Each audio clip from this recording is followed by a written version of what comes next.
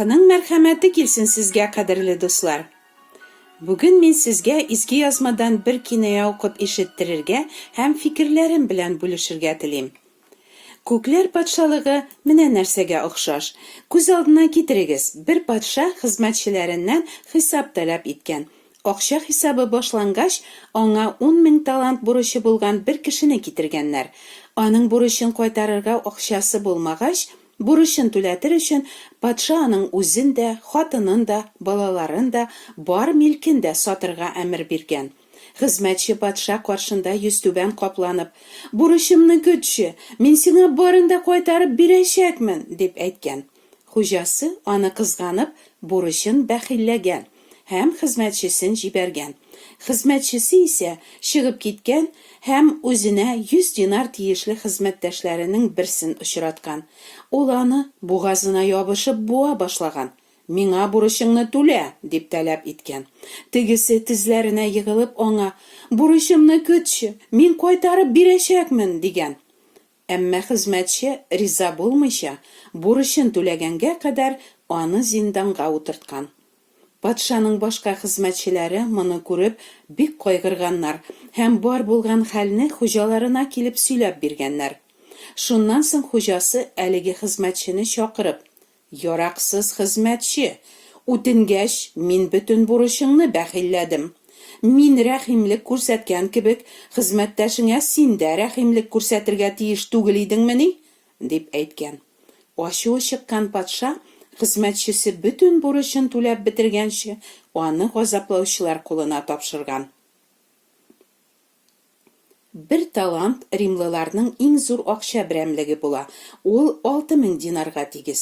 Bir dinar ishchining bir kunlik xizmat haqi. Shulay bo'lgach, 10,000 talant burchni xizmatchi yaqincha 200,000 yil bo'yi to'larga tegish bo'lar edi. Bu kinoya 10,000 talant burch xizmatchining bir qachonda to'lab bitira olmaslik zo'r burchini anglatuvchi uchun yozilgan. Nishlab podsho bu xizmatchining shul qadar ko'p burchini baxillarga bo'lgansin. Ularni qizg'angan deyila. Qizg'anu ol marhamat, rahimlik ko'rsatuv. Demak, podsho marhamatli kishi bo'lgan. Kinoyadagi podsho Allohni suratli. Bu ibratli hikoyadan biz Allohning marhamatli-da, lekin marhamatsiz kishilarga qarata o'zining adil hukmini qo'llanuvchi hokimda ekanini ko'ramiz. Podsho bu xizmatchiga eskitgich marhamat ko'rsatgan. Lekin xizmatchi o'zini ozgina burchli xizmatdashina nishlab shulay marhamatsiz bo'lgan so'ng. Demak, podsho ona qilgan marhamatni o'zlashtirmagan. Marhamatni o'zlashtirmaganini qo'yan ko'ramiz. Uning fikrlash ravishi o'zgarmaganidan. E'tibor etingiz, ol nishikdi. "Burchimni ko'tchi, men senga borinda qaytarib berashakman" de. Xizmatchi podshodan burchini to'lovni kechiktiruvnigina so'ray. "Ko'tchi" de. Ko'pmi ko'targa tegish bo'lar edi podsho? "Men borinda qaytarib berashakman" bu so'zlar narsa turunda so'yli. Xizmatchi bor burchini qaytarib bera olashag'ini ishona. Ya'ni burchining ol qadar zo'r tug'illigina, burchini to'larga uning o'z kuchi yetashagina, podshoning ongardan qanoat qolarini ishona. Aytigiz, uning ishonishi durustmi? Yo'q, bular borasida yolg'on. U yolg'onga ishona. Isbotlaymiz. Birinchidan, burchini to'lab bitirirga uning umrida kuchida yetmayacak. Alloh so'zi aytdi: "Kishi qudratini, o'z kuchini to'yanuvchi har kim qorg'ish egasidir." Ikkinchidan, podsho ko'rsatgan marhamat uning bag'rin qoti kelish qoldirgan. Boshqalarga qarata uning munosabatini o'zgartmagan. Rahimlilik ko'rsatmaganlarga hukm rahimsiz bo'lar deb kisata Rasul Yaqub iymon etuvchilarga yozgan xotida. Qizg'anishga qarshi bu xizmatchi bularni anglamagan. Xo'jasi ko'rsatgan marhamatni yuragina singdirmagan. Marhamatni o'zlashtiruvchi kishi o'zini nishib tutar edi? Хуҗаның рәхимлеге әлеге хезмәтченең күңелен төбеннән үк үзгәртер иде. Хуҗаның аңа карата кылган игелегенә рәхмәтле булу, мәрхәмәте белән соклану, аңа охшарга тырышу, аңа тугры булып хезмәт итү, хуҗаның бу гамәле турында сөенеп башкаларга да сөйләү теләге уятыр иде. Киная безгә Аллаһының мәрхәмәтен кабул иткән кешенең күңеле үзгәрергә һәм ул мәрхәмәтле булырга тиешлеген күрсәтә. Ләкин еш кына безнең дә якыннарыбызга булган мөнәсәбәтебез әлеге рәхимсез хезмәтченекенә охшамаганмы? Ничек? Якыннарыбызга, бигрәк тә өйдәгеләребезгә карата без яхшылыклар кылабыз, кызганабыз, кайгыртабыз, ихтирам, хөрмәт, игътибар күрсәтәбез, ягъни бурычка бирәбез. Һәм, дөресен әйткәндә, алар да безгә шулай ук кайтарырлар дип ышанабыз, көтәбез. Безнең шушы көтүләребез, өметләнүләребез бурычыбызны кичерү түгел, түләү вакытын кичектерү генә була да инде.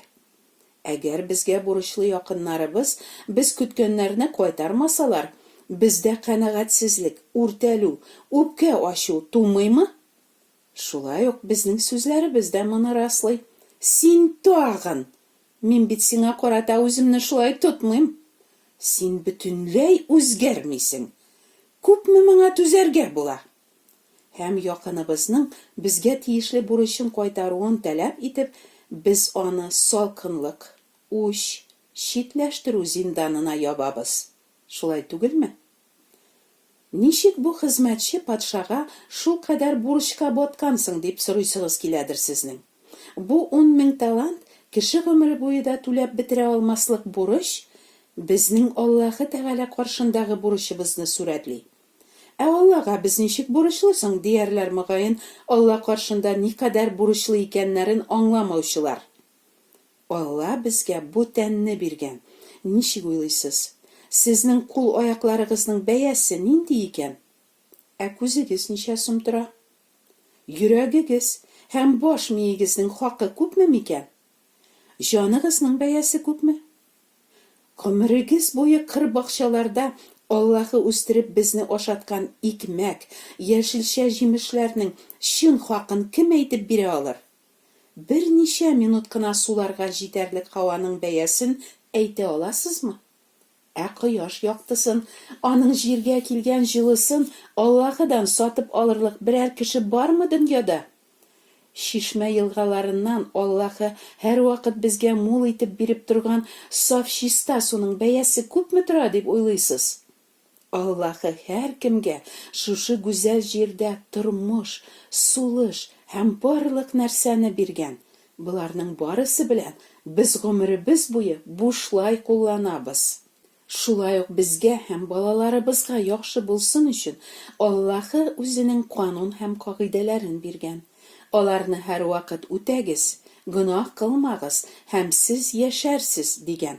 Инде тыңламасагыз, гөнаһ яратсагыз, сез үләрсез дигән. Ләкин без кешеләр Аллаһының әмерләрен ишетергә дә, белергә дә теләмәдек. Барыбыз да үзебезнең мин дигән Аллабызга табынып, үзебезчә яшәдек. Һәр бер гөнаһыбыз өчен без газап күлендә мәңгелек үлем җәзасы алырга тиешбез икән. Аллаһының сүзе шулай ди. Кинаядагы патша үзенә бурычлы булган хезмәтчесен рәхимлек күрсәтеп кичергән кебек, Аллаһы да үзенә мәңге бурычлы булган без гөнаһлыларга мәрхәмәтен күрсәтеп, гөнаһларыбызны кичерүе турында игълан итте. Бу турыда Аллаһы пәйгамбәрләре аша да, үзенең сүзе аша да, соңыннан үзенең сөекле улын җиргә җибәреп тә белдерде. Аллаһының канунын һәр кеше гомере буе, һәр вакыт һәм төп-төгәл үтәргә бурычлы. Ләкин моны һичкем үти алмый. Ягъни бер генә кеше дә Аллаһы алдындагы шиксез бурычын түли алмый. Шуңа күрә Аллаһы рәхимлек күрсәтеп, безнең бурычлар өчен юлым хакы түләп, безне мәңгелек үлемнән коткаручы итеп, сөекле улы Гайса Мәсихне изге, татулаштыру алып килүче корбан итеп җибәрде. Ул Безгә каршы булган, Муса канунын тутмаганлыктан безне гаепләгән бурычларыбыз исемлеген, кагыйдәләре белән юкка чыгарды һәм хошка кадаклап, аны бөтенләй алып ташлады. Тамукка китәргә тиешле без гөнаһлыларның бурычын түләп, Мәсих үзенең җанын безнең өчен бирде.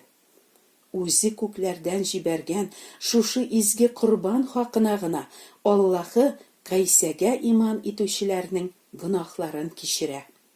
Ә инде Аллаһының корбанын соңга сукмыйча, үзләренчә яшәп, савапларына, изге эшләренә, дини гамәлләренә таянып, оҗмахка керәчәкләренә ышанучыларның барысына да каргыш төште.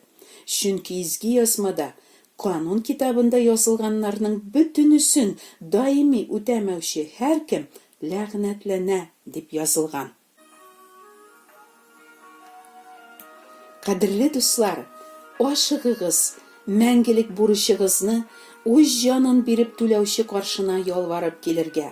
Ихлас иман итеп гөнаһларыгыздан борылсагыз, җаннарыгыз бер туктаусыз кортлар кимерә һәм һич сүнмичә ут янып торган елаш, тешләр шыкырдату һәм мәңгелек газап урынына китмәс.